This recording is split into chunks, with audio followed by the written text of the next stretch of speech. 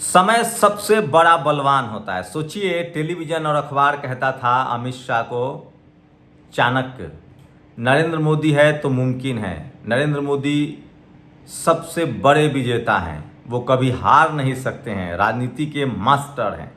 उनका हर फैसला master stroke होता था। लेकिन समय से बड़ा बलवान कोई नहीं होता है। क्या हरियाणा की हार के बाद प्रधानमंत्री नरेंद्र मोदी की बर्बादी शुरू हो जाएगी? ये वो सवाल है जो सबके जेहन में है।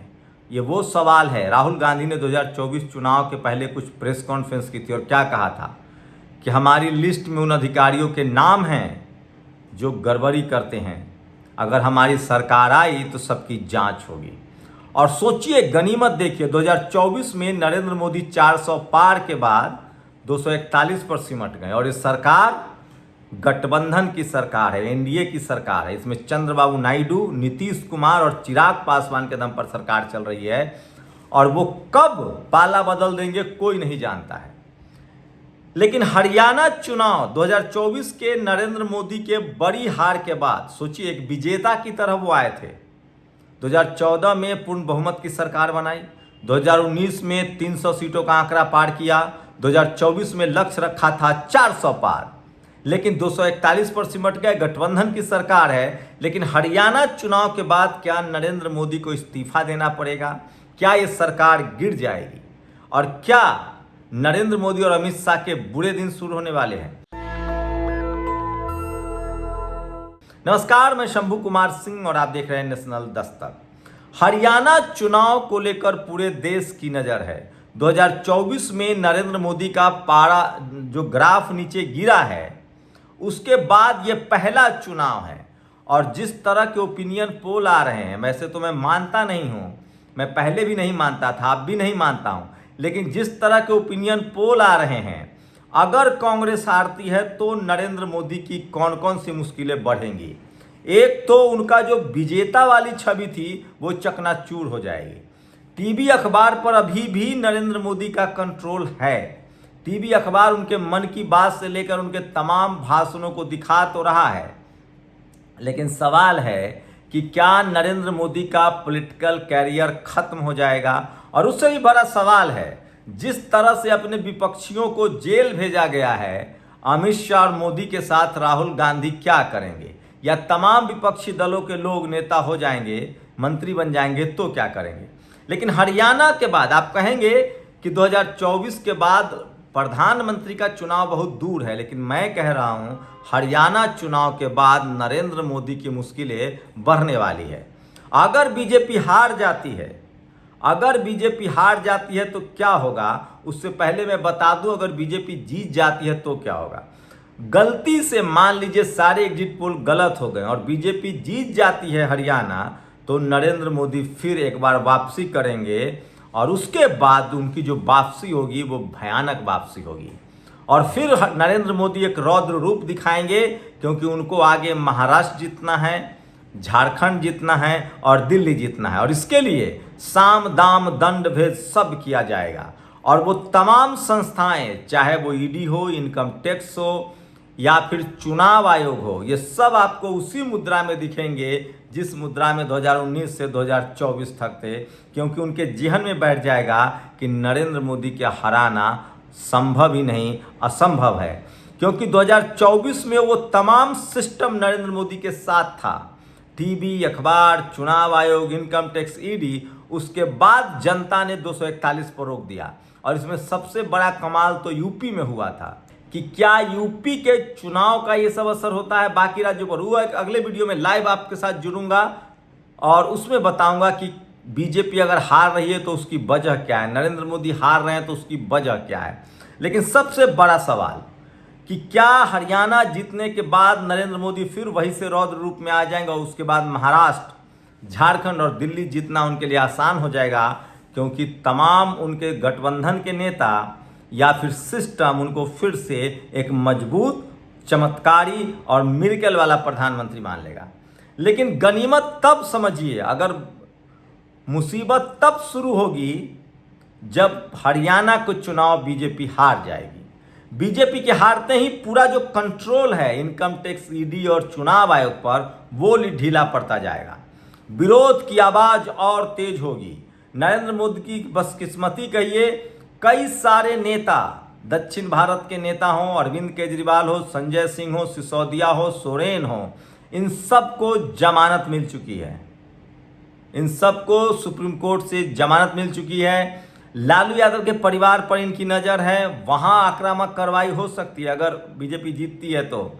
लेकिन इन सब नेताओं को जमानत मिल चुकी है। लेकिन इसके बाद मुसीबत बढ़ेगी बीजेपी की। अगर बीजेपी हरियाणा हारती है तो प्रधानमंत्री नरेंद्र मोदी के बारे में परसेप्शन चला जाएगा कि नरेंद्र मोदी को चुनाव हराया जा सकता है। 2024 में नरेंद्र मोदी को हराया नहीं जा सका, रोका जा गया है। वो 241 सीटें जीतकर रोक दिए गए, हराए नहीं गए। प्रधानमंत्री वो हैं।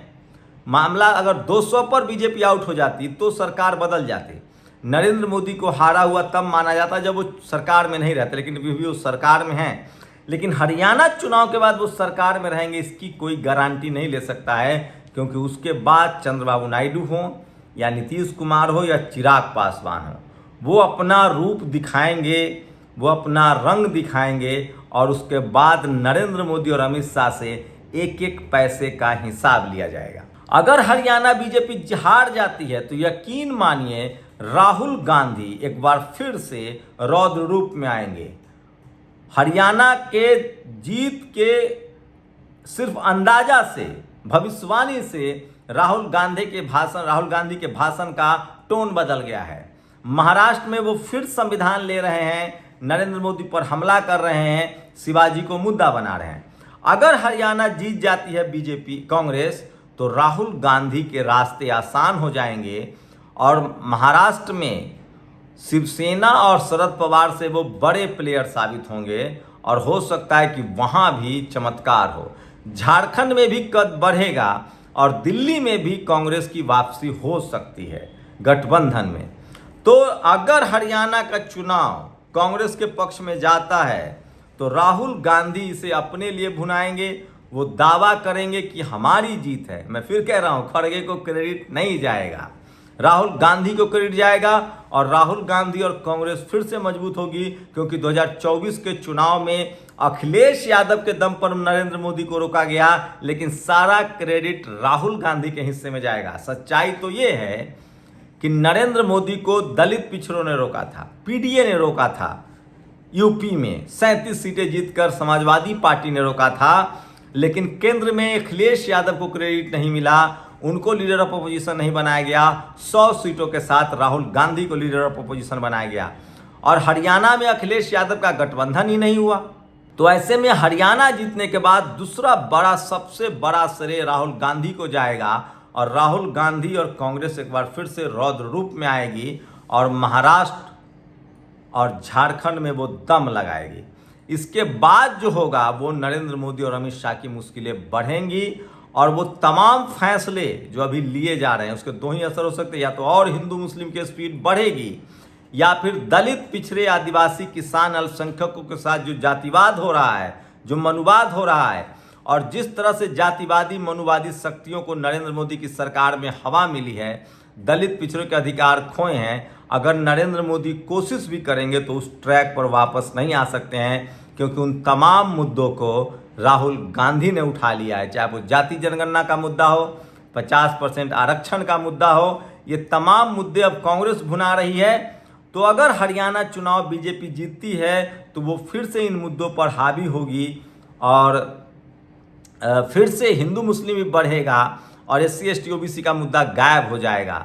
लेकिन अगर हरियाणा चुनाव कांग्रेस जीतती है तो SC ST OBC का मुद्दा फिर से तेज होगा और दिलीप मंडल की अहमियत और बीजेपी में बढ़ जाएगी और नरेंद्र मोदी की मुसीबतें शुरू हो जाएंगी और अमित शाह और नरेंद्र मोदी की जो पकड़ है पार्टी पर और सरकार पर वो कमज़ोर पड़ जाएगी। RSS ताक में है कि नरेंद्र मोदी हरियाणा हारते हैं, उसके बाद उनका अध्यक्ष होगा जो RSS का अध्यक्ष होगा, नरेंद्र मोदी का अध्यक्ष नहीं होगा।